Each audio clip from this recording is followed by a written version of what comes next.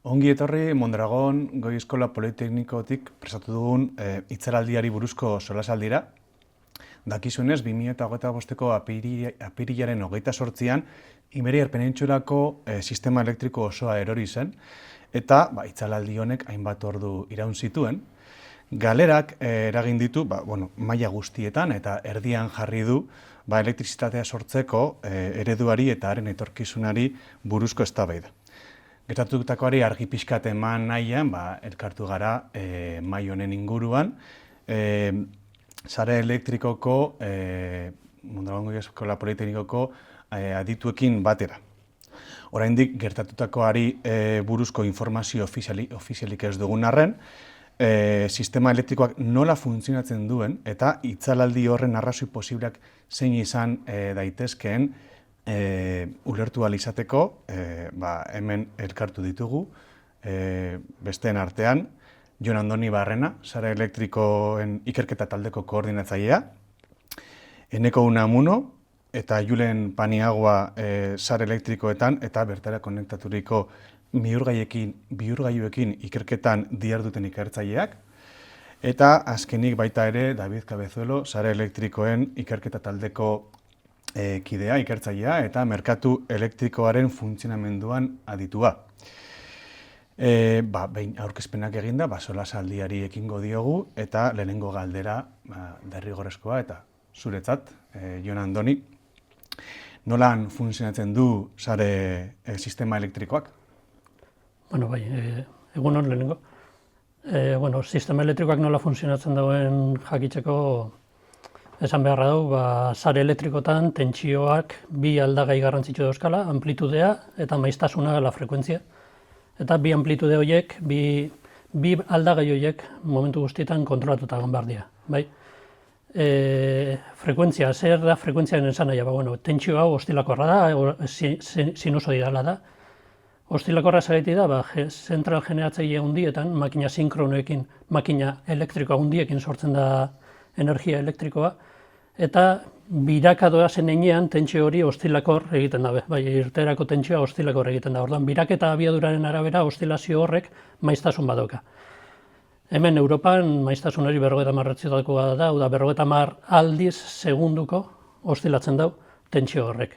Adibidez Ameriketan eta beste munduko beste herrialde batzutan 60 hertziotakoa da, 60 aldiz segunduko ostilatzen dau, hemen Europan 50 hertziotan. Maiztasun hori kontrolatzea garrantzitsua da, eta aldagai garrantzitsuenetako bat sare elektrikoen estabilitatea mantentzeko orduan. Maiztasun hori nola aldatzen da, laseren arabera aldatzen da, azkenean kargak dauzkagu alde betatik, beste alde betatik generazioa, eta segun konstante edozein momentutan orekan egon behar da. Sistema elektrikoan kontsumoa eta generazioa beti berdinak izan behar dira. Desberdintasun badaukagun momentuan, desoreka badaukagun momentuan, adibidez, kontsumoa handiagoa bada generazioa baino, maiztasun hori makina horiek gelditzen joango dira, eta maiztasun hori txikitzen joango da poliki-poliki. Alderantziz, generazioa handiagoa bada kargatan daukagun kontsumo baino, maiztasuna poliki-poliki igotzen joango da, handitzen joango da. Orduan, horika hori mantentzeko beti generazioa eta kontsumoa berdinak izan behar dira. Hori alde batetik. Eta gero komentatu dut, beste alde batetik, beste alde garrantzitsua amplitudea dela. Sare elektrikotan garraio sareak daude, zentral elektrikotatik kontsumo puntuetara garraiatzeko, garraio hori tentsio altuetan egiten da, adibidez gure sistema elektrikoan 220 kilovoltio, 220.000 voltio, 400.000 voltiotan, 400 kilovoltiotan, eta gero distribuzio sareak dauzkagu, tentsio ertainekoak eta tentsio bajukoak, adibidez guri etxera tentsio bajuan iristen zaigu tentsio hori. Eta orduan, nivel guztietan tentsio hori kontrolatuta egon behar da, sobretentsioak ekiditeko da garrantzitsuena, ala bestela tentsio bajuegiak, sistema guztiak elikatuta mantentzeko tentsio bajuegiak ekiditeko. Orduan, tentsio horren kontrola zerekin egiten da, potentzi aktiboarekin beharrian, energiarekin beharrian, potentzia erreaktibo deitzen denarekin. Potentzia erreaktiboa zer da, berez energiarik ez da behar da. sistema elektrikotako elementu guztiak energizatuta mantentzeko nola tentsioa ostilakorra den momentu guztietan, bai induktantzia, bai kondentsadoreak elementu desberdinak energizatu behar dira momentu guztietan, energizatu egin behar dira, gero desenergizatu eta alderantziz energizatu. Bai? Orduan momentu guztietan energia eman behar zaie, gero atera, eta berriro ere alderantziz eman eta atera. Energia totala guztira batuketa 0 da. Baina momentu guztietan energia hori eman eta hartu behar da, eman eta hartu behar da, bai? Orduan horregaitik potentzia horien potentzia erreaktibo ditzen zaio, bai? Eta potentzia erreaktibo horren bitartez, aldakuntza hori energizatu, gehiago energizatu, gutxiago energizatze horren bitartez, tentsio nivelak kontrolatu egin daitezke. Bai, horregaitik esaten da, potentzia erreaktiboaren araberakoa dela tentsio nivela oreka hori mantentzea, eta potentzia aktiboa energiaren araberakoa da, maiztasunean oreka hori mantentzea. Bai. Eta sare elektrikoetan garraiatzen den potentzia hori, bai erreaktibo eta aiaktiboa nork sortzen du? Bai, a ber, kontutu nuki behar duguna da, oindala 100 urtetatik ona, energiaren sorkuntzarik handixena edo planta handixetan sortzen zala. Planta termikoak deitzen ditugunak, bai nuklearrak, gasan errekuntzan oinarritutakoa, ala ikatzan errekuntzan oinarritutakoa, planta horietan energia guzti hori sortu, eta gero, Jon Andonik esan daren bezala, garraiatu egiten zen energia guzti hori kontsumo puntotara. Orduan, sareko operadorak energia guzti hori, energia generazioa guzti hori modu relativamente erraz batetan kudeatu alzeban. Segatik, planta gutxi batzu zielako, eskala oso handikoak, eta kontsignak bidaltzia edo noiz sortu behar daben energia kudeatzia relativamente simple salako. Gaur egun paradigma bizkat aldatzen dabil, ez? Energia berriztagarri asko sartzen gabitzelako sisteman, eta orduan energia berriztagarri hauek ez dare hain kontzentrauta planta oso handitan, baizik eta eskala txiki xautan integratzen dira. Horrek esan nahi dau, tamaina txikiagokoa diela, eta gainera sarea elektrikoan ziar sakabananduago darela. Horrek, hainbat erronka ekartzen ditu, guzti horiek sakabananduta daren planta guzti horiek kudeatzia, komplikago badalako, ez? Kontsigna edo seinale gehiago behar dielako, nolabait. Eta paradigma guzti honetan, bai, egia da, zalantzan jarri dela energia berriztagarrien papera. Hori zer dela eta gertatzen da? Bai, nik uste itzaraldi izan kontuakin hor atera dana da, ez? Asko entzun da, energia berriztagarri gehiegi zegoela sistema integratuta nolabait. Hemen ulertu beharra daukaguna da, klasikamente, lehen aipatu dituten planta termiko horiek sortzen dabela energia makina sinkrono handi batzun bitxartez. Jon Andonik esan daren bezala, makina sinkrono horiek dauke masa rotatorio handi batzuk, eta sarean edozein aldaketa gertatzen denean, bai generazio bat aldatu dalako, ala kontsumo aldatu dalako, nolabait makina horiek, edo masa handi horiek, oposatzen die precisamente maiztasunean edozein aldaketa egoteari. Hau da, saiatzen die nolabait maiztasuna mantentzen beti 50 hertziotako balixo horretan. Zer gertatzen da? Energia berriztagarri guzti hauek ez daukela naturalki erantzun hori emateko gaitasuna. Energia berriztagarri hauek bihurgailu elektroniko bitartez konektatzen die saretara, eta orduan naturalki ez da emoten erantzuna aldaketa badagonean sareari. Horrek ez du esan nahi, ezin da benik emon erantzun hori. Agian gero, igual, solasaldi honetan komentatu ginke pixka zeintzu dien horretarako soluzioak. Eta, David, nola dozten da nork eta noiz sortzen duen energia hau? Sare elektrikoan partekatzen dena? Bai, bitu, gure sare elektrikoa merkatu marginalista baten bitartez funtzionatzen du. Honek zer esan nahi du? Alde batetik generadoreek urrengo eguneko ordu bakoitzean zenbat energi generatu nahi duten eta ze preziora saldu nahi duten esaten dute. Eta bestetik, kontsumitzaileek urrengo eguneko ordu bakoitzean zenbat energi kontsumitu eta ze preziora erosi nahi duten esaten dute. Guzti hau datu edo informazio kantitate oso handia da, ezta? Informazio guzti hau hartu egiten da, klasifikatu egiten da, eta bi kurba moduko egiten dira. Alde batetik generadorena, bestetik kontsumitzaileena, ezta, ordenatu egiten da prezioen bitartez, eta bi kurba horiek ikutzen dian edo gurutzatzen dian tokian, prezio hori izango da prezio marginalista, eta ordu hortarako energiaren prezioa hortan jartzen da. Noski, nasketa hau, generadore nasketa hau teorikoa da. Gero ikusi egin behar da hau benetan emandan mix hori teknikoki biablea dan edo ez. Red elektrikak informazio guztia jasotzen du, eta bere modelo propiotan informazio guztia bolkatu, simulatu eta bar, eta teknikoki gaur egun dauden linea elektrikoak kontu neukita eta bar, teknikoki posible dan edo ez ikusten da. Teknikoki posible dan ala ez, adibidez, demagun, penintsulako hegoaldean eguzki asko dagoela eta generazio handia espero dela solararekin, adibidez. Eta iparraldean aldiz gutxi, eta orduan energi kantidade handi bat hegoaldetik iparraldea eraban behar dela. Hortako garraio linea batzuk egongo dira, eta hauek energi guzti hau garraiatzeko posibilitatea duten edo ez behiratu erda teknikoki posiblea dan. Ze saturatu egiten baldin badie, arazoak egon daitezke.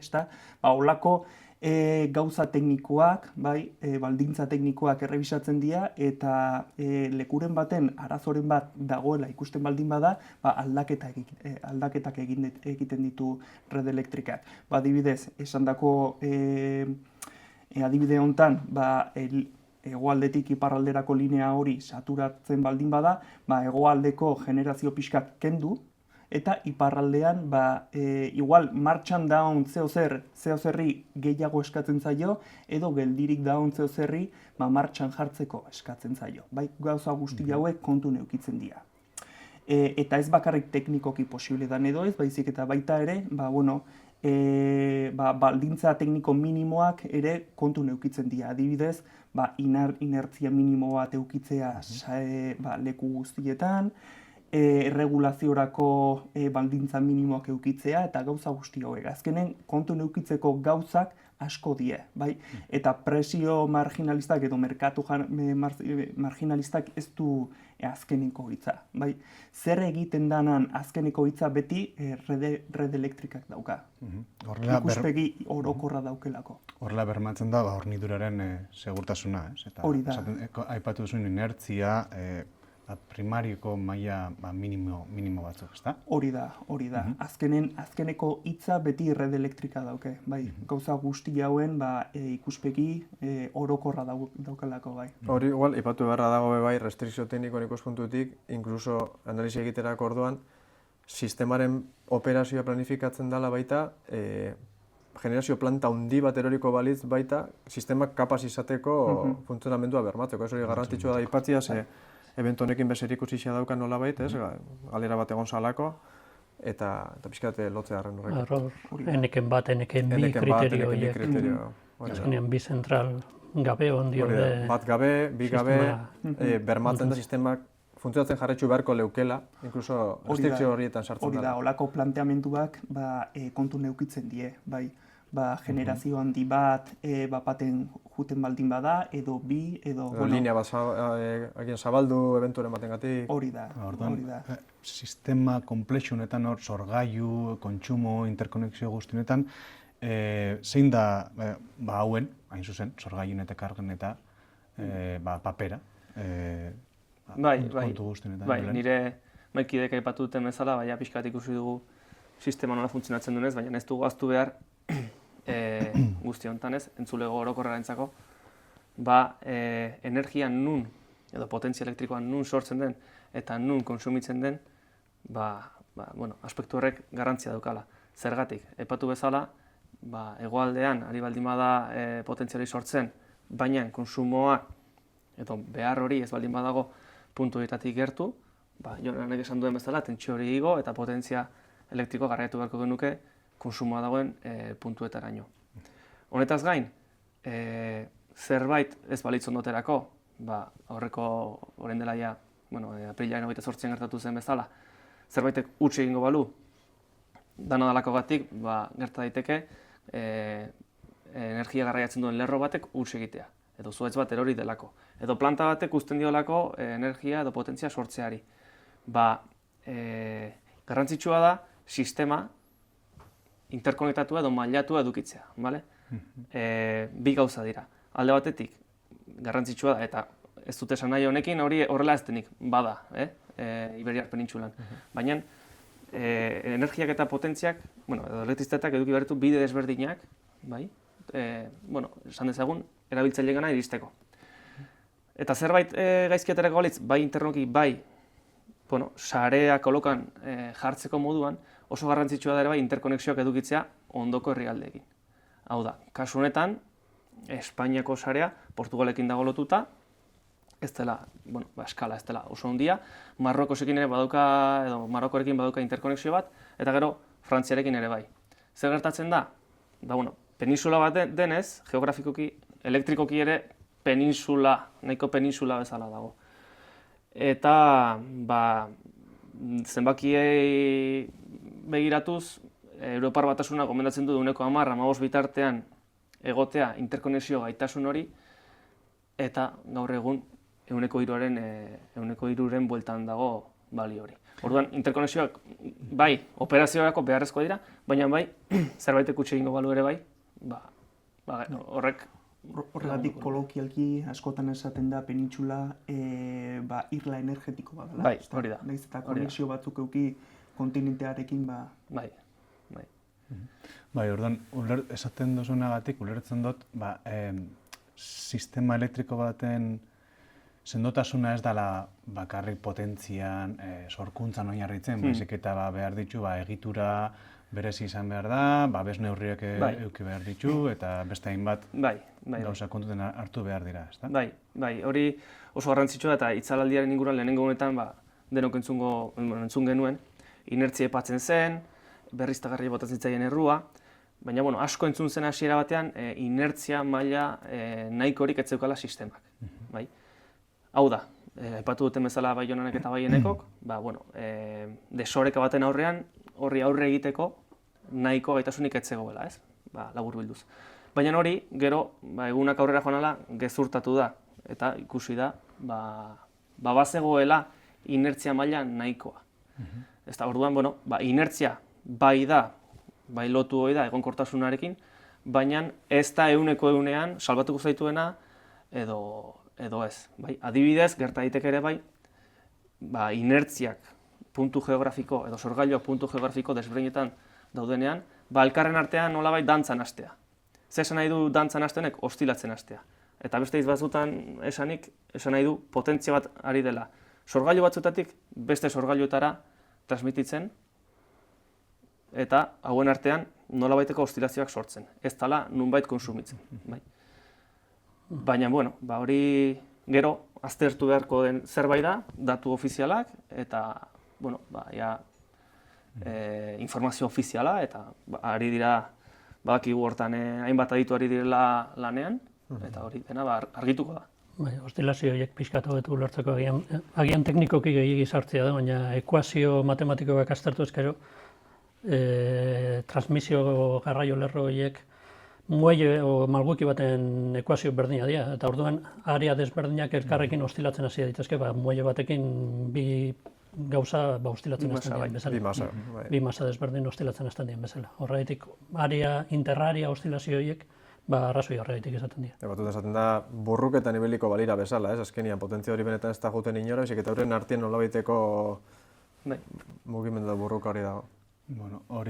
Horretik tiratuta, ministrak bere egunien aipatu zaben, dela ez aste bat edo zerbait gehi hau, berrietan agertu zen, eta komentu zaben, nolan Iberiar penintxula, hain zuzen, sare elektrikorako penintxula bat da, eta mal osilazio horrek gehiago igartzen diela ertza baten erdigunean baino, ez? Orduan, horrek agian loturaren bat eduki aldau, Bai, hor balantzan analogia ipintzen da batzutan, ez? Azkenean zu baldin badaukazu balantza batetan, bi ertzetan, desoreka baldin badago horren erdian, balantzako ertzak eixo mobitzen dira erdialdia baino. Orduan batzutan egiten den analogia hori, ez? Europan gertaulike, penintxula alde batetik ertz bat, eta adibidez Turkia edo Europa ekialdiakin horlako ostilazio bat gertaulike, maiztasun oso bajukuak izaten dira gainera, edo penintxulan bertan bi ertzen arteko ostilazio bat gertaulike, eta hori da pixkat ikusi izana justo, itzaldiak gertau aurretik segundu batzuk lehenago. Minutu batzuk uste dut. Minutu batzuk, hori da, barkatu, minutu batzuk lehenago gertau ziren. Batzuk identifikatuta dare, eta beste batzuk ez. Orduan, pixkat jakin beharra dago, ondiokan ez dago informazio ofizialik zentzu hortan, jakin beharra dago benetan horrek zerikusik eukizeban itzaldian, ala ez. Printzipioz emoten dago, eventu desakoplatua direla, eta de hecho Egin denboran urruti dauz, ez?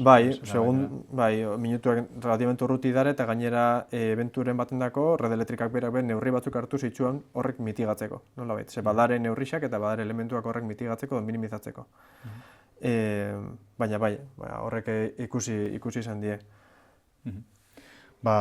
Komunikabidietan eta aipatzen ari diren edo aipatu diren alderdi guztiak agian ez, baina alderdi batzuk aztertzeari ekingo diogu. Informazio ofizialen arabera, apirilaren 28ko eguerdian, aipatzen hasi zarien moduan, lehenik sorkuntza zati bat deskonektatu zen, eta 19 segundo geroago, Espainiako hego-mendebaldean kokatutako bi energia berriztagarriko planta deskonektatu omen ziren, eta horrek sarearen kolapsoa ekarri zuen. Egun hauetan asko hitz egin da itzaldiaren kausa posiblei buruz, eta hipotesitako bat da inertzia maila baxua zuela, baina agian Baionan zerbait gehiago opaitu zenezake horri buruz? Bai, ez hori, pixkat aurreratu duguna, orain arte hitz egin duguna da. Inertziari hasieran bota zitzaion hori, hor egon zen, hainbatek esan zuten, nuklearra falta zelako, inertzia falta zela, ze ez du gaztu behar, nuklearrak adibidez makina sinkrono, inertzia daukaten makina birakari sinkrono horien bidez konektatzen dela, baina gerora ikusi da hori ez dela arrazoia izan. Eta igual ondoren Jonaneko beto esplikatuko du deslastreak eta badaude hori ekiditeko. Hor, esan beharra dago igual, ministrak eta red elektrikak esan dabena dela, gomendioa betetzen zebala momentu horretan, ez? Itzaraldi egon zen momentuan, Entsoe, dala azkenian, Europa mailako transmisio sisteman operadore guztien agrupazio horrek gomendatzen dago inertzia minimo bat edukitzia, kasu honetan 2 segundu gomendatzen da, denboraren 100 handi batetan, eta red elektrikak kalkuluak egin ostian, ikusi zeban 2,4, 2,6 segundutako inertzia bat zegoela. Orduan, hori da, gomendioa betetzen dana. Beste kontu bada, ikusi beharko litzateke, ondioka jakiteko dago, benetan horre nahikoa zen dela ez, printzipioz emoten dago nahikoa zela, gomendioa betetzen dizitxuan, eta gaur beste kontu bada, eta lotuta lehengo ostilazio batzuk aipatu ditugula, ez, beti inertzia handiago edukitzia ez dela hobea, ez?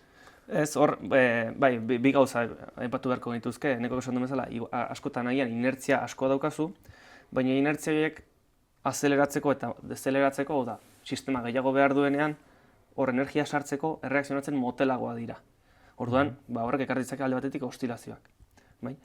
Eta beste alde batetik, lehengo baieztapena gorakarriz esan dizut, Ramon, inertzia maila nahikoa zela. Hori da, horretik egin den kalkulu bati jarraiki esaten dugu hori. Gomendioen arabera. Eta zergatik esan dezakegu edo, zergatik, suposatu dezakegu hori ere bai.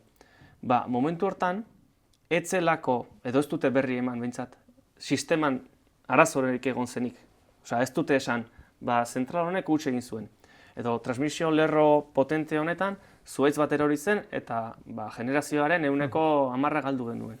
Esaten dutena da, batean, 2 edo 3 zentral, edo zentral batzuk deskonektatu zirela, baina ez dute eman benetako jatorri bat. Orduan horrek eramaten gaitu pentsatzera, etzela egon desoreka bat batean sortu zuen zerbait. Ondoren bai etorri zen desoreka, baina lehenengo momentuan gertatu zena ez zen desoreka izan. Eventu, ez, hola, abrupto edo... Bai, ze gertatu izan dira beste kasu batzutan Europan, zuhaitz bat erori izana, eta sare bat, generazio portzentaia handi bat gabe uztea. Eta horrekin sarea botatzea, baina kasu hontan behintzat guk dakigularik ez da. Beraz, kasu honetan, inertzia gehiago eman alde dituen sorkuntza sistemak, ez? Ez zauien hobetuko sareko egoera? Edo, adibidez, zentral nuklear gehiago aipatzen zituzten, zentral nuklear gehiago egotea mixean momentu horretan, edo... Egia da, zentral nuklearrek inertzia sartzen dutela sistema osoan. Azkenen, nekok esan duen modun, behaien generadorek rotatzen duten masa oso handi batzuk diela, eta hori da azkenen inertzi mekanikoa, ez da? Hoi da nuklearren parte on handinetariko bat, baina hemen esan da moduan, naiz eta hasiera baten igual inertzian jarri dan fokoa, gertatutakoaren zergatearen fokoa gaur egun ja ikusi da nahiko inertzia zehola. Hau da, oraindik ez dakigu guztia, zein izan den guztiaren oinarria edo hasiera, oraindik ezin da teknologi bat edo bestea seinalatu, baina dakikunarekin esan daitekela, naiz eta nuklear gehiago egon, inertziagatik izan bada bintzat, naiz eta nuklear gehiago egon, berdin, sistema seguruna berdin konportatuko zala. Hala ere, nuklearra nuklearra ez, eztabaida honen hildoa beste leku batzutatik doala esango nukenik. Azkenen, teknologi nuklearraren atzen,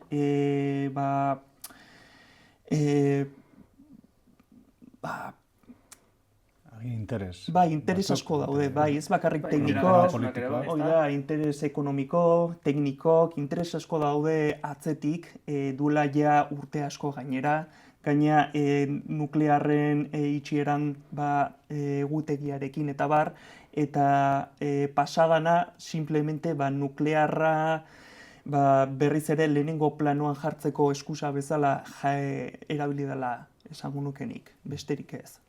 Ze azkenen, esan bezala, nuklearra nuklearrarez oso gai konplexua da, hor argumentazio asko dago, oso luzez hitz egiten, eztabaidatzen arituko ginake, hau plazaratzen baldin badugu, eta nire ustez tertule hau ez da hortarako leku honena igual. Baita be, aipatu da maiztasunaren aldaketa, abiadura aldaketa tasa, Rokov deritzon horrek be, eragin bat eduki ahal izan dauela, ez? Hori, Jon Andoni, azaldu ahal zenezake zer den zehazki eta zelan eragin dezaken sare elektrikoaren funtzionamenduan edo huts batean, huts egite batean? Hor ulertu behar dena, Rate of Change of Frequency-ren akronimo bada Rokov hori, maiztasunaren deribatua frekuentziaren aldakuntzaren askartasuna neurtzeko neurri bat besterik ez da. Eta Rokov horri errua botatzea o arrazoietako bat dela hori esatea, arrazoia da, babesak daudela zentraletan, generazio zentral handiek babesak dauzkate, elementu desberdinak babesteko, hor babes desberdinak daude, tentsioarekin, sobre tentsioak, ala tentsio bajuegia bada, tentsio bajuekin zentral hori deskonektatuko duten elementu babesak daude. Maiztasunarekin bebe, maiztasuna handiegia bada, arriskutsua da, eta gutxiegi, txikiegia bada be, arriskutsua da, elementu batzuentzat arriskutsua izan lik, eta horretik zentral horiek saretik deskonektatu daitezke. Eta, zentral berrietan, 2011-tik konektatzen ari diren zentral batzuetan, ez guztietan, Rokov horren babesak daude, hau da. Maiztasunaren aldakuntza oso handia baldin bada, oso azkarra baldin bada, handia baino, babesak daude, zentral horiek deskonektatu daitezkela, bai, babes horien eraginez. Babes horiek ez dute nolabait saltatzen, azkenean BOEak, boletinak, estatuko boletin ofizialak dio, zentralek zen neurrietan mantendu behar dien konektatuta beti. Bai, adibidez, tentsio neurri batzu daude, tentsio maksimo batera, minimo batera iritsi arte, bintzat, konektatuta derrigorrez mantendu behar diela. Hortik gora, konektatuta mantendu daitezke, baina deskonektatzen badia, deskonektatu daitezke baita ere, ez? Gaintentsioak ere aipatu dira, ez? Gaintentsioen eragina izan aldala, edo...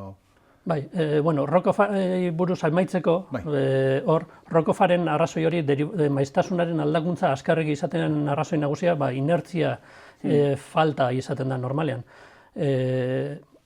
Edozein desoreka agertzen denean, maiztasuna aldatu egiten da, onditu ala txikitu egiten da, eta aldakuntza horren abiadura inertziarekin zerikusia dauka. Inertzia gero eta handiagoa, gero eta geldoago joango da. Hor, grafikan ikusten da nola, hor koska desberdinetan, goiko grafikan maiztasuna adierazten da, eta koska desberdinetan hor zentral desberdinen deskonexioa ikusten da. Hor, zentral bat deskonektatzen denean, desoreka agertzen da, generazio eta kontsumoaren arteko desoreka horrek maiztasuna jeistea dakar, eta jeiste horren abiadura, azkarrago geldoago izatea, inertziarekin zerikusia dauka. Inertzia gero eta handiagoa, gero eta geldoago jeisten da. Ordan, azpiko grafikan dago neurria, Rokoff hori neurtuta, hertzio segundotan zenbat aldatu den. Hor, urdinez adierazten da hor neurria zenbatekoa den, eta hor ikusten da -0,5-etik beratxoago, -0,6 ingururaino, behintzat puntu hortako neurketetan hori da neurri maksimoa. Hor, boera joan ezkero, ala normatibetara joan ezkero, zentral guztiak derrigortuta daude konektatuta mantentzera, 2 hertzio segunduko Rokoffen aurrean. Beraz, 0,5-ekin ezin dira deskonektatu. Beraz, dauzkagun neurketekin bintzat, ezin da esan, hori Rokoffa arrazoia izan danik zentral horiek deskonektatzeko. Hor, koska desberdinak goiko maiztasunean, koska desberdinak ikusten dira, eta hor koska horiek dira zentralak deskonektatu dien uneak. Hor, maiztasun nivelak, 49,5 hertziotako maiztasun nivelak ikusten dira, maiztasun nivel horietan konektatuta mantendu behar dira, derrigorrezkoa da konektatuta mantentzea, azkenean 47,5 hertzioraino konektatuta mantentzea derrigorrezkoa daukate zentral guztiak, beraz, maiztasunaren neurria ez da arrazoia bintzat, euskagun neurriekin bintzat ez da arrazoia zentral horiek deskonektatzeko, eta Rokoffaren ala maiztasunaren deribatu horretan be, euskagun neurrien arabera, ez dago neurketarik bintzat 2 hertzioko limite horretara, 2 hertzio segunduko limite hortara iristen den neurketerik ez daukagu. Gertatu leike agien nodoren baten, geografikoki oso lokalizatuta dagoen lekuren baten, area o zona alde hortan inertzia txikiegia izatea eta Rokoffa handiekoa izatea, baina ez dirudi hori izan denik arrazoia. Horregatik lehen ere galdetu duzunean, inertzia mailari egotzi genizaioken gertatutakoa, Jonanek azaldu bezala hemen dirudienagatik, ez? Esango nuke daukagun informazioarekin, ez? Bai, maiztasun maila eta bai maiztasun aldaketa abiadura ez da bemuten, papel litzake arrazoia izan beharko sistema guztia galtzeko, bentsat. Hor, grafika honetan, Fraunhoferreko grafika hortan, adibidez, loss of system, o sistema guztiz galdu dela agertzen den puntu hortan, maiztasuna oraindik 49 hertzio inguruan dago, eta maiztasun horretan oraindik ere generazio sistemak konektatuta mantendu behar dira. Aipatu dudan bezala, 47,5 hertziora arte konektatuta mantendu behar dira. Beraz, deskonexio masibo bat gertatu bada, ez dirudi bintzat maiztasuna izan danik arrazoi nagusia, generazio sistema guzti hauen deskonexioa maiztasuna eta inertzia falta, eta gainera, maiztasuna eta inertzia falta. Inkluso maiztasuna gehiago hori izan balitz eta maila hortara heldu izan balitz, hor badare mekanismoak, ez da, kargak deslastratzeko eta bar hori, zeiateko nolait horrek hori berra sartzeko, ez? Behin 49 hertziotik sistemako maiztasuna 49 hertziotik behera jaisten denean, emergentziako mekanismo batzuk daude, hor kargak kentzen hasten dira, sistema berreskuratzeko. Muga horretaraino, 48 hertziotara arte, hor mekanismo horiek aktuatzen doaz, sistema berreskuratzeko mekanismoak dira. Eta horreka hori berrezartzeko, ezta?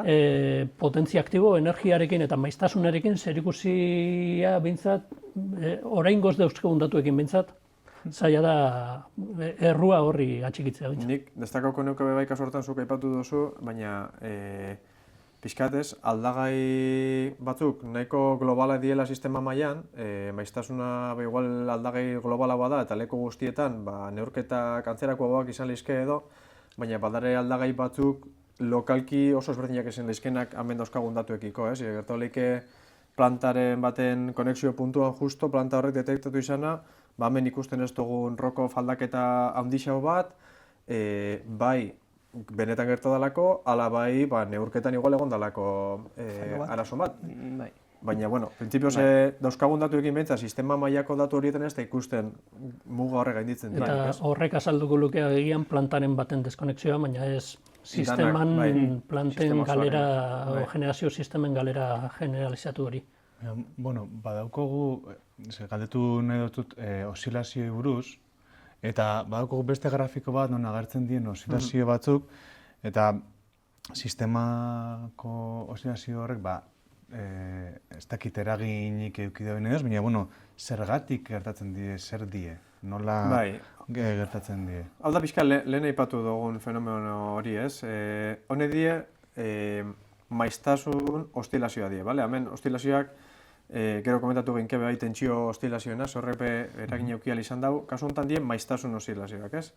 Orduan hemen ikusten duguna, horre bi tarte destakatzen die, lehenengo tarte hortan, bueno, honek, lehenengo eta izan berra dago lehen aipatu dugu, baina honek itzadisa baino minutu batzu lehen hau gertau ziren.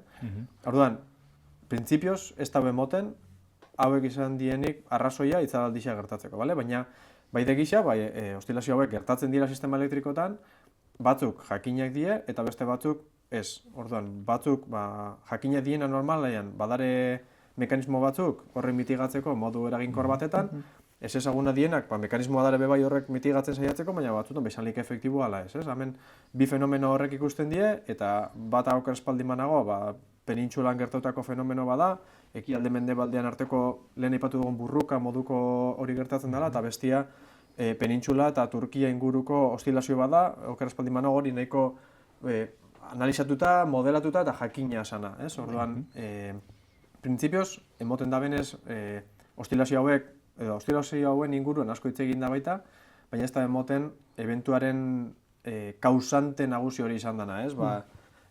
Penintxulako ego mendebaldian gertadan deskonexio horren arrazoia. Hor ikusten da nola minutu batzuk aurretik bai gertatu die bi eventu horiek ostilazio eventuak, baina gero amortigatu egin dienak, eta gero itzalaldia gertatu den momentuan bertan, ez da ikusten ostilaziorik, maiztasunean ostilaziorik dagoenik. Hemen bai, ez dugu aipatu gauza bat, eta nik uste interesgarria dela aipatzea bai da, momentu batetan deskonektatu zirenien 3 planta horrek, nolabait penintxulako maiztasuna Europan maiztasunakiko desbideratzen hasi zala poliki-poliki, eta orduan momentu batetan hain zan handixa desbiderapen hori precisamente penintxula deskonektatu egin zala elektrikoki Europatik, ez? Bai, hori interkonexioa, Frantziarekin daukagun kasu honetan interkonexioaren mugara iristen garenean, interkonexio horrek bere burua babestu beharra dauka, bestela lineak eta erreko liateke, ezta? Orduan, iristen da puntu bat nun hori ireki edo moztu egiten den. Orduan, nik uste hemen hizketan ari garenaren inguruan aipatu beharra daukagula da, naiz eta ostilazio hauek agertzen diren, maiztasun ostilazio hauek, gero benetan ez dugula uste hori izan denik benetan erantzulea. Orduan, batzuk diote, gure hipotesiak ere badauzkagu, beste zerbait gehiago egon dela, ez? Eta, igual hitz egin dezakegu gain tentsioen inguruan, edo... Osilazioekin jarraituz, baina, agian aldagaiz aldatuta, ez? Tentsiora joan da, ikusi dugu, grafika bat ere badaukagu, non ikusten diren gain tentsiok eta tentsioen osilazioa, ez? Beraz, hemen, hau gertatu zen itzaldiaren egunean, eta baita... Lehenago ere agertu izan dira, astebete lehenago eta... Egunetan. Honi buruz, zer aipatu dezakezu, Jon Andoni? Hor, lehen komentatu duten bezala, tentsio nibelak mantentzea garrantzitsua da, azkenean sobretentsioa gertatzen denean babesak saltatuko hau eta zentralak deskonektatuko dira. Eta bai egia da, justo egun hortako grafikak begiratu ezkero, instalaldian aurretik bai oszilazio handiak agertzen dira eta sobretentsio batzuk ikusten dira.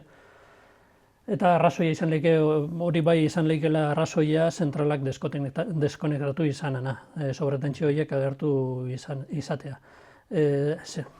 Segaitik agertu dira sobretentsio horiek, ze berez tentsioa lehen komentatu duten bezala potentzia erreaktiboarekin, erregulatuta egon beharra dauka, hori bere nivelean egon beharra dauka tentsio amplitudeak.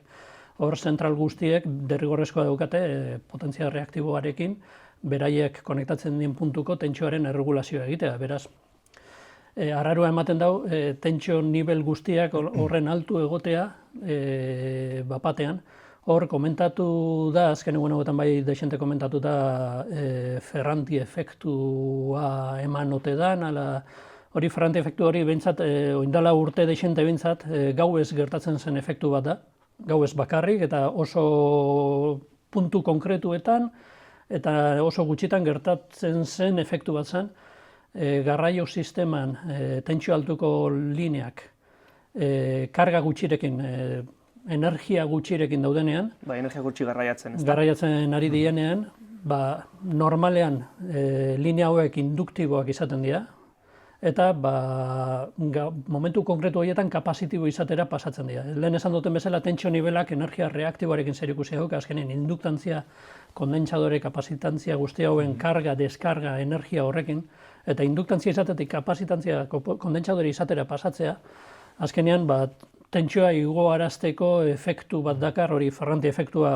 komplikatuagoa da hori da baina, simple azalduta... Aurkako portaera izango litzake. Aurkako portaera izango litzake, eta lehen komentatu duten bezala hori lehen bintzat gauez bakarrik ematen zen. Eguerdi baten Ferranti efektu hori ematea, lerro batzuk, garraio linea batzuk deskargatuta egoteagaitik, posible da, esan dezagun, garraio linea hauek diseinatu zirela zentral handietatik, generazio zentral handietatik, kontsumo puntutara energia garraiotzeko. Beste mix bateako. Bai, zer gertatu da azken urte hauetan, zentral asko deskonektatzen ari garela, berriztagarriak konektatzeko. Bai, energia berriztagarriak konektatzeko. Eskala handiko zein eskala txikiko. Geografikoki beste leku batzutan dauden generazio sistema dira. Beraz, gertatu leike linearen bat ala beste, lehen zentral handi bat zegoen, zentral handi bat generatzen ari zen punturen baten, linearen bat ala beste deskargatuta agertzea, eta Ferranti efektu hori ematea linea konkretu. Gainera egun horretan bertan, zentral nuklear pare bat deskonektatuta zeuden, zentral nuklearrak egunero beti generatzen ari dira, beraz linea horiek beti daude energizatuta, beti daude kargarekin. Eta egun pare bat lehenago, zentral gehienak, zentral nuklear gehienak deskonektatu egin ziren, eta beraz, posible da hor lerro batzuk, linea batzuk. Barkatu guztia, baina zentral nuklear edo makina sinkronoik ere badaukatela gaitasuna energia reaktiboa xurgatzeko eta tentsioa jeisteko beharrezko baldin bada. Ezta? Orduan, deskonektatuta egoteak ez du inertzia bakarrik kentzen, ez du beraien potentzia hori kentzen, baizik eta erreaktiboa Berriztagarrixe badauke, mugatzen rekizitua badauke berriztagarrixe plantak, precisamente reaktibaren kontrola egin eta tentsio hori regulatzeko. Barkatu diskutitzea, baina arrazoi hori azkenean edozein generazio sistemak bete beharra duka, eta neurri berdinean, berriztagarria izan, o zentral nuklearra izan, o termikoa izan, danek bete beharra duka. Puntu konkretu baten emango, baizik eta ja sakabanatuago. Gertatzen da, nuklearrak, nuklearretik tentsio altuko sarera daukagun impedantzia hori igual txikiago izatean, erregulazio gaitasuna handiago daukatela. Gertatu leke, beste puntu batean daukagun. Lerro horiek deskargatuta geldituta, kapazitiboago bihurtuta, Ferranti efektua ematen bada linea horietan, emango da Ferranti efektu hori eta linea horietan ez aktuatzea, ez eragitea potentzia reaktiboarekin linea horietan induktibo egitea.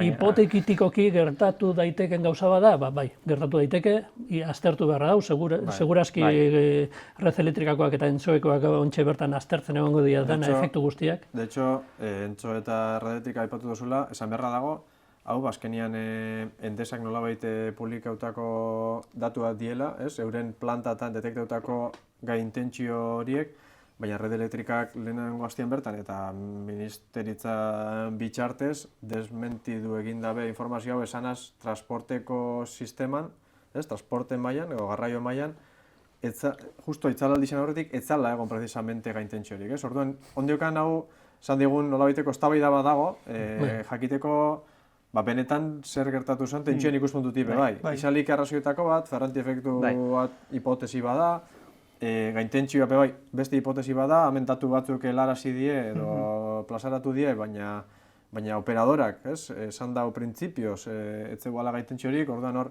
esan dugun polemika puntu bade badagoela.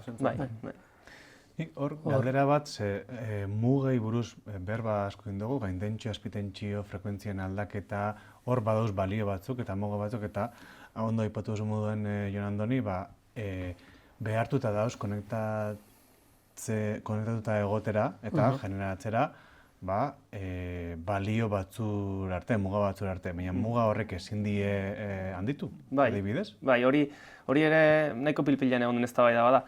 Hau da, tentsioarekin badakigu maila batzuk mantendu behar ditugula, tentsio amplitudeaz ari naiz, orduan, zerbitzu hori emateko, ze sareak azkenan zerbitzu bat ematen dio hainbat erabiltzaileari, tentsio maila bat ziurtatu duzu, ezta.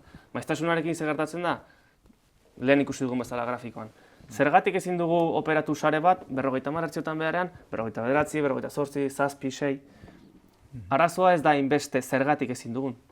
Baizik eta operazio puntu hortatik irten garenean, zer gertatzen da sarean. Hau da, guk 50 hertziko sare bat baldin badaukagu, eta jaisten baldin bagara 49, 8, 7, esan nahi du sistema hori generazio hori gabe, desoreka batean dagoela.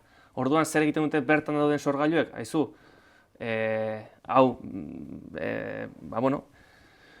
urperatzen ari den itxasontzi bada, eta ni banoa hemendik, bestela, nire burua bestu beharroka, bestela nire burua erreko dut edo kaltitu dezaket. Kontsumitzen ari den potentzia ekstra guzti hori, konektauta daren generadorien artean banatu beharra daukatu. Hori da. Orduan da, argi eta garbi, erakusle argi bat, sistema erortzen ari dela ja. Eta gaur egungo berriztagarriekin arazo horik ez dago, bihurgailu bitartez konektatzen dira sarera, eta edozein maiztasun, edozein tentsioarekin lan egin dezakegu, baina egia da makina sinkronekin maiztasun nominaletik urruntzen garen momentuan tentsioa ere maiztasunaren araberekoa da, eta tentsioa jaitsi egiten da, eta beraz korrontea sobrekarrak egoteko arriskua dago, eta horregatik babesaren... Ezaugarri konkretu batzuntako... diseinatu dira, eta horregatik babes neurriak hartzearen arrazoia hori da, azkenean elementu desberdina daude sarean 50 hertziotara funtzionatzeko diseinatuta, eta hortik urruntzen garen momentuan arriskutsua izan daike elementu horientzat konektatu da mantentzea. Berriztagarri botatzen jakoen errua hasiera batetan, esaten zen berriztagarri gehixek izegoela eta ez dakiz zer, eta aipatu du berriztagarriak naturalki ez dauke erantzun inertzial hori emoteko gaitasuna genero sinkronoen bezala, ez? Eta lehen aipatu dut, horrek ez da esan nahirik ezin danik egin. Eta precisamente bihurgailu batek emoten dutzuna da, da komodin bat, zeatik, azkenien guztiz kontrolatua izan daitekelako. Guztiz kontrolatua eta erantzun oso azkar bat emoteko gaitasuna daukalako. Orduan, da oso flexiblea zentzu hortan, eta horrek eskaini alditzu zerbitzu pila bat beste batzuren artean, precisamente, beste tentsio igual maila batzutan, igual zaila bada, baina maiztasun beste maila batzutan lan egitea edo margen ondixea edukitzia, edo inkluso maiztasun aldatzen dania, precisamente laguntzia nola bai. Galdetu nahiko nizueke, agian ondo baderitzu zuen, bakoitzak zuen iritzia ematea esperto bezala, ea lortu aldaitekeen berriztagarriak atera dituzue, lortu aldaitekeen berriztagarriak eguneko egunean edukitzea sistema elektriko batean. Bai, gaur egunean teknikoki posible da. Sistema elektriko txikiak, mikrosareak eta funtzionatzen dute eguneko egun berriztagarriekin, eta arazo barik, sistema txikiak funtzionarazteko arazorik ez da egoten. egia da, sistema hundietara hori eramatea, erronka badala, erronka hundi badala. Teknikoa, ekonomikoa ere bai, ezta? Bai, teknikoki, Eskalagatik. lehen komentatu duguna, inertzia ez hori, inertzia falta hori, erregulazio primarioak ondo egitearen, erregulazio marginak eta ondo ematearen arazo hori gaur egunean ja ez dagoena, baina, gertatu laiketena.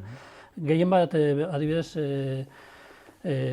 autokontsumerako instalatzen adian sistema guzti horiek maiztasunen aurrean ez dute erreserbarik, ez dute ezer egiten.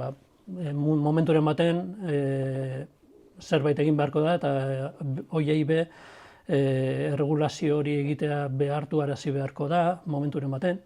Metatze sistema klabe izango dira etorkizun hortan, metatze sistemak... Ere komentatu nahi nuntze, azkenen berriztagarrik, funtzionatzeko era berezi badute, ezta?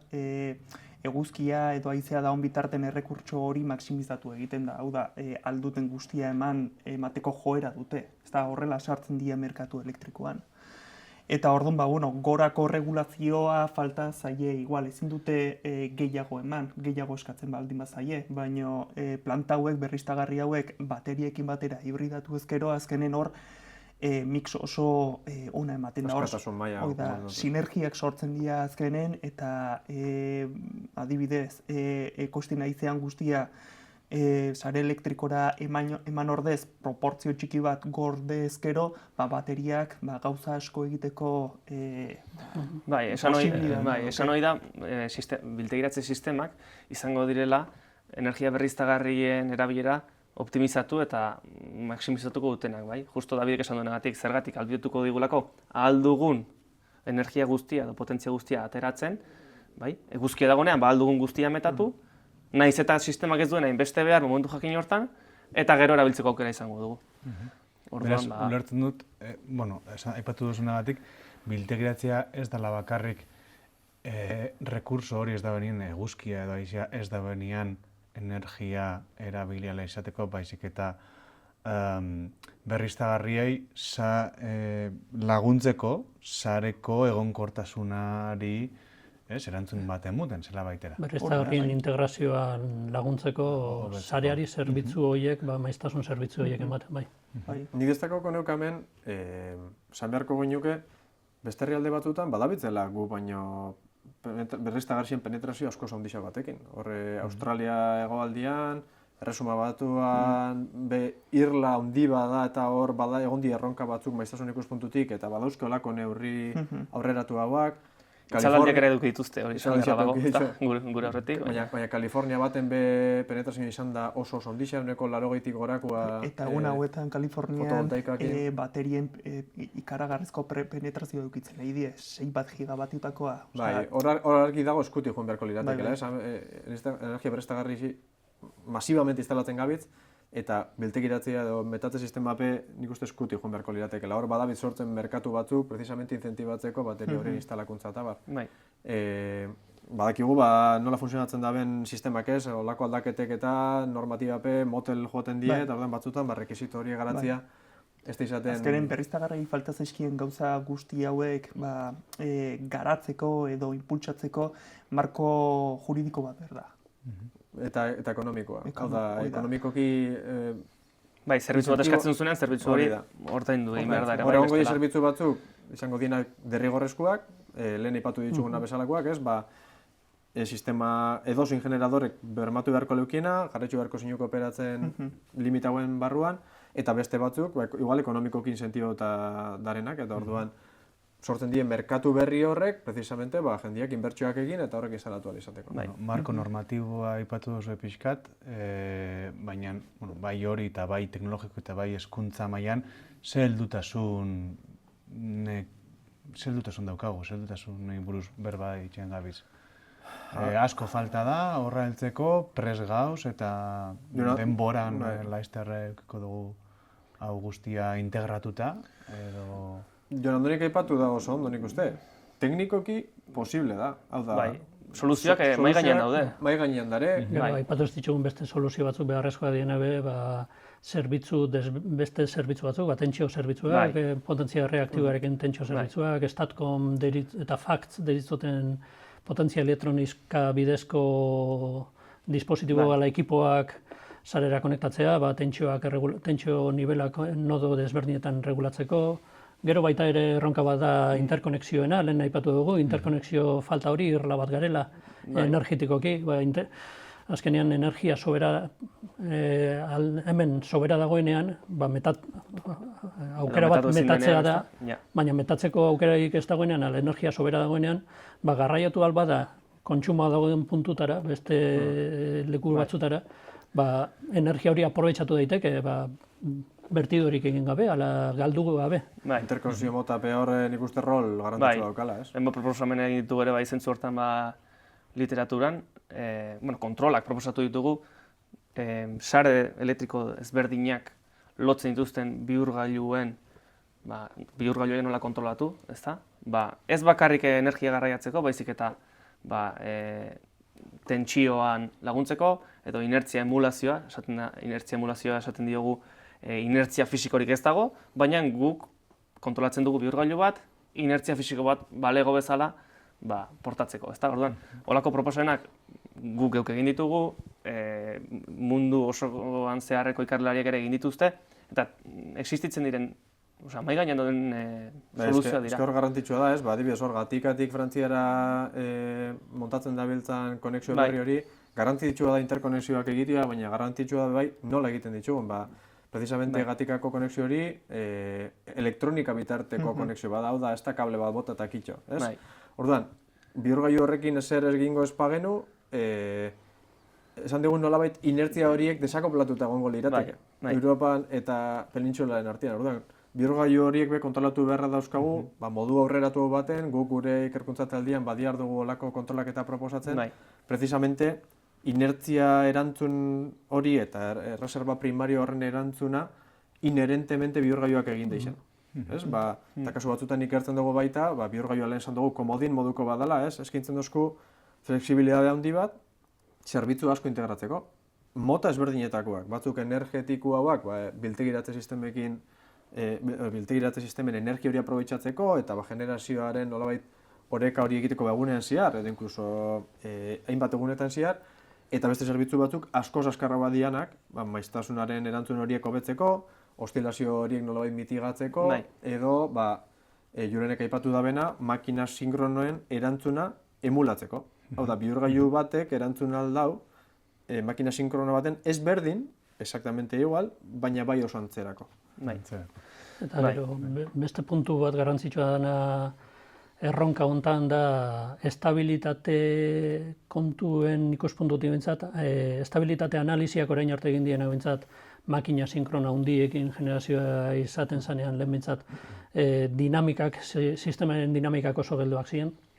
Eta orduan analizi elektromekanikoa ziren hor, dinamika txikiko estabilitate analiziak erabiltzen ziren eta potentzia elektronika gailuak gero eta gehiago sarera konektatuta egotiak, berriztagarri gero eta gehiago, beste dispositibo horiek aumentatu ditugunak, statcomak, faxak eta gero eta gehiago dauzkagu, dinamika gero eta askarroak dauzkate. Ez du aipatu autoelektrikoan ere bai, ez da hori aldaketa oso nabarmena izango da. Elektrikoen konexioa potentzia elektronika bitartez egingo da, eta orduan estabilitate ikuspuntu honetatik be analiziak, orain arte egin dien analiziak, ez die hain egokiak, ez dituzte dinamika guzti hauek kontutan ukitzen, eta orduan gure ikerketa lerroan be, lan deixente egin dauzkagu analizi bihurgailu elektronikoa bidezko dispositibo guzti hauek kontutan ukitzen dituzten analiziak egitera, estabilitate kontuak eta aztertzeko bintzat. Ez hori dinamikak nahaztu egiten die gainera, dinamika motela hauak askarra hauekin, bihurgailuek egiten dituen beste kontrol mota ezberdin, bazkenian euren barruko begizta guzti horrek akoplatu nolabait egiten diela, horrek interaktuatzen dago bai sare elektrikoekin, bai beste generadore tradizional batzuekin be bai. Orduan, puzzle hori nolabait sortu eta aztertzia, gero ez da komplexua bada. Bai, komplexua da, bueno, igual entzulego orokorrari pixkat labur biltzeagatik, ez da. Guk esaten dudanean esan nahi dut, hontan dihardugunok, ezagutzen ditugun, kasuistikak ezagutzen ditugu, ez da, problematikak ere bai.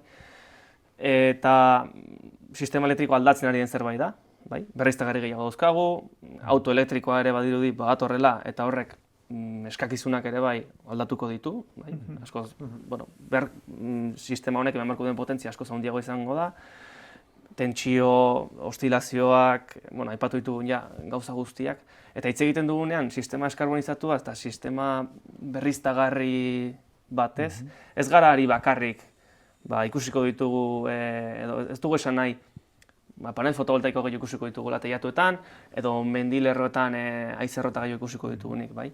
Hori ere bai, hor egongo da, baina, bueno, sareari lagundu behar diogu eta sarea babestu behar dugu eta baliabideak eman behar dizkiogu, bueno, gertatu zana, gertatu ez dadin eta holakoak etorrez daitezen, ez. Eta hori pixka transizio energetikoaren bai, argi dago, erronka, ezta? transizio energetiko honetan, erronka oso handia dela, ez, teknologikoki batez be, ez, eta, gizarteak ea zelan jasotzen dauen, zelan ulertzen dauen. Espero dugu, bai. Hor bukatzeko ja itzalaldiari buruz ja konklusio bat emateko, konklusiorik ez daukagula garbi dago.